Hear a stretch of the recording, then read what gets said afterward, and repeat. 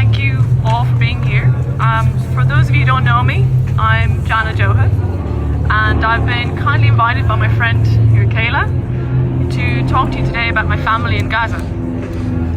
So, as we celebrate and mark Eid al-Adha, I was thinking about what I'd like to share with you all today. And so what I'd like to share, an unbelievable resilience, shown not only by my family, but by all the people of Gaza, of Palestine, and the people of the world too, which includes all of you here. So I'd first like to give you a little bit of a background to my dad's family from Palestine. Then I would like to share some personal stories and testimonies from our family of what they've experienced in the past 8 months and the stories of hope in the midst of a genocide. And I'll finish by saying a few things about the amazing work done by my uncle, Hazem, in Germany, and my dad, Ibrahim, in trying to do what we can to help our family. So first off, the Joha family are originally from a village just outside of Gaza City called Al-Muharraka, or in the Gazan dialect, Lim Haraga. My great-grandfather and his family lived there and had acres and acres of farmland. But during the Nakba in 1948, they were forced out of their home and lost everything that they had. They left their home with only the clothes on their backs, and at the time they thought that they would return only in a couple of days or weeks at maximum. But it's been 76 years. The village was destroyed, and all that remains are ruins of an old mosque, old buildings, and a well. Since then, the Joha family have mostly lived near the eastern gate of Gaza City in the Shejaiya neighborhood. The main family home, which is my grandmother's home, is located in this area. Since October 7th, my grandmother's home and the homes of my aunts and extended family are either partially or fully destroyed. Their homes and treasured belongings have been destroyed and were ransacked or stolen by Israeli troops. My family have had to displace countless of times, running from place to place, not sure whether they will survive the bombs or the shooting. Any moment could be their last, as there is no safe place in Gaza. Life was already very difficult before the war, with the blockade and total control imposed by Israel for the last 17 years. However, what my family have gone through the last 8 months is beyond anything that they've ever experienced before. However, in spite of all of the death, destruction and horror, it is a miracle that our closest family, including my grandmother, uncle, aunts and cousins, are still alive today. It has been miracle after miracle. They've had many close calls and injuries, but managed to survive and escape every time. And so I would like to share one of these miracles from the first few months of the war. So near the beginning of the war, my family, including my grandmother, uncle and several aunts and their kids, were sheltering in my grandmother's home in Al-Shejaiya neighborhood in Gaza City. For that week, there was non-stop bombing and shooting in the streets. They were terrified to step outside in fear of being shot by an Israeli sniper.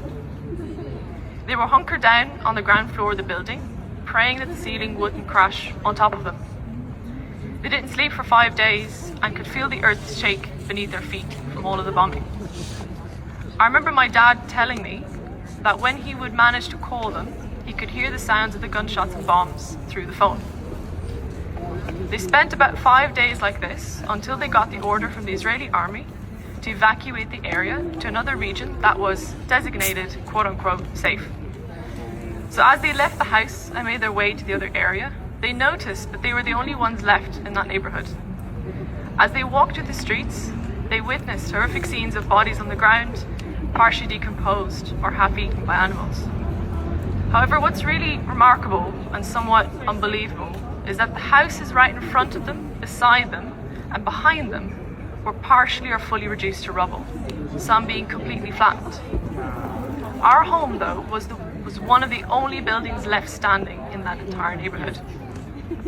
The top floors of our building were also hit and collapsed, but the lower floors, including the floor where my family sheltered, were not destroyed.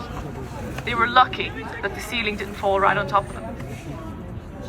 We truly believe that it was a miracle they survived those 5 days, and we have many, many stories where my family have managed to survive situations like this, including the 2 raids at Al-Shifa Hospital, time and time again. It truly has been a miracle.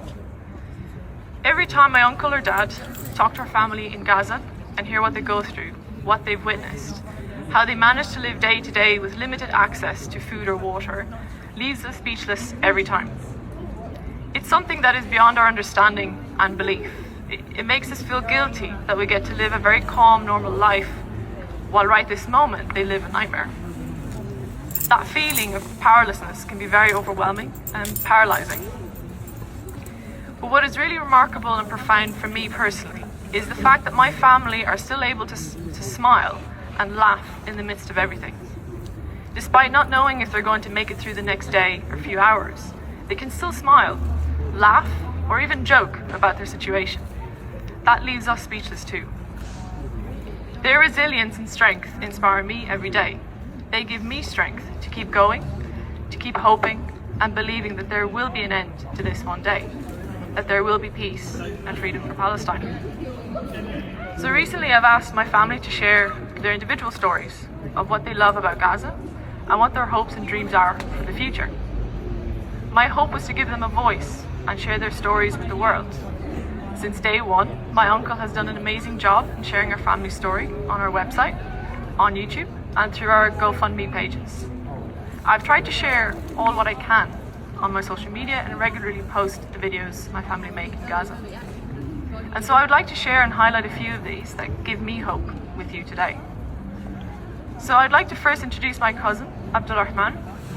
He was born with a disability and has spent all of his life in a wheelchair.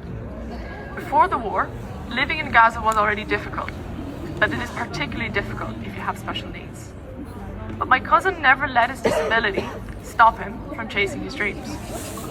Despite all of the challenges, he completed his bachelor's studies in graphical design and has successfully worked on projects for clients within Gaza and abroad.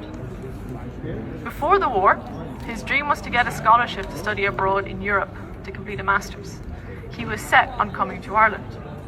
So in the last 2 years, we got to know each other better and were talking regularly so that he could improve his English. His dedication, hard work and tenacity continue to surprise and inspire me every day. And so he was planning to complete his English exam last year in October, but because of the war, he wasn't able to. The war started only 2 days before he was meant to sit the exam, and so he couldn't complete his application. But we managed, though, to complete it for him on his behalf, but sadly because of his English, it still got rejected. You would think that after all of that, after everything he went through, that he would give up and lose hope. But to this day, he is still fighting for a chance to study abroad. Anytime he manages to get access to the internet, he would search for any scholarship or program that he could still apply to and see if he can potentially petition a university or organization to help him get out of Gaza. When I get a chance to talk to him, he's still so full of hope and belief. He continues to go out to the streets on his wheelchair, despite the danger and very limited accessibility, trying to find any spot where there is internet to call me or my dad and to look for any opportunity available. I find that really inspiring. Now, my cousin Abir, who is Abdulrahman's sister, also inspires me. She was a surgeon at Al Shifa Hospital and is a mother of 2 young children. In the video she made about her story, she said something that really stuck with me. She said that her dream was to become a surgeon, but that these last few months have made her realize that simply by helping people, whatever way you can, by doing the smallest thing to make their lives better, either materially, through knowledge, or by simply making them smile, can make all the difference. Despite everything, she firmly believes that this nightmare will end one day and that Palestine will be free.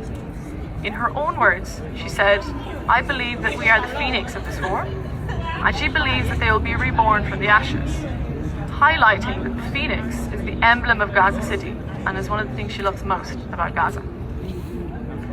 The last story I would like to share is my aunt Meha's story.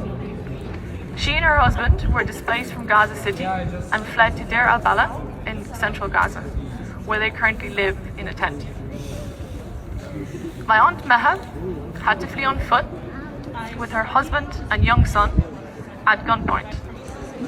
At the time, she was also 6 months pregnant. Earlier this year, she gave birth to a beautiful baby girl, Wati. I remember hearing the news of her successful birth and of all of us feeling joyous and hopeful, witnessing how in the midst of all the death and destruction, that life still continues to persist.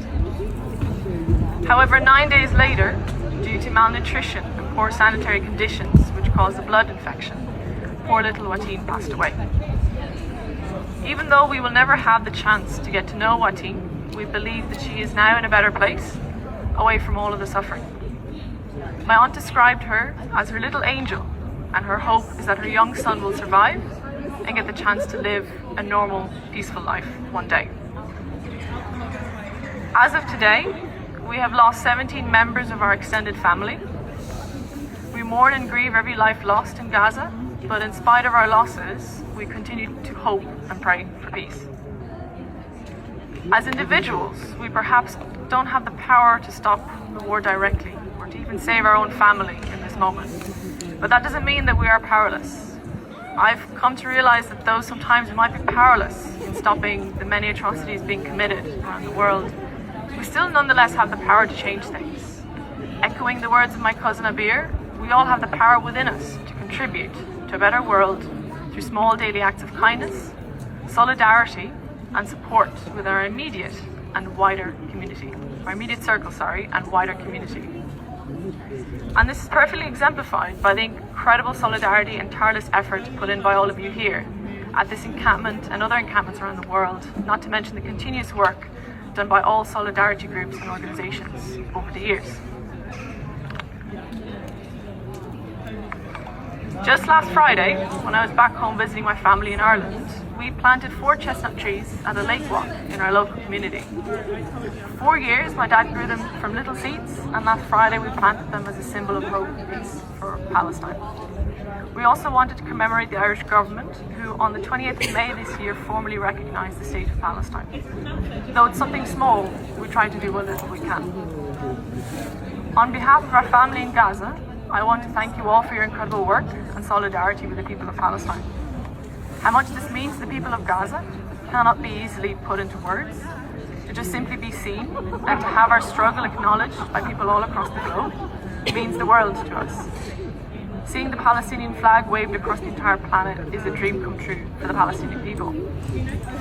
Several months into the war, I myself began to lose hope and started to despair. But the unbelievable resilience and courage showcased by my family, by the people of Gaza, and by people and students all around the world makes me more hopeful than ever. It has restored my faith in our shared humanity and makes me believe that justice and peace will prevail, not only for Palestine, but for all the oppressed people of the world. Thank you so much for allowing me to talk here today and to share the story of my family. If you'd like to learn more about our family, feel free to come talk to me after. I will stay around for a bit and we'll be more than happy to chat to you. Thank you all, and free Palestine.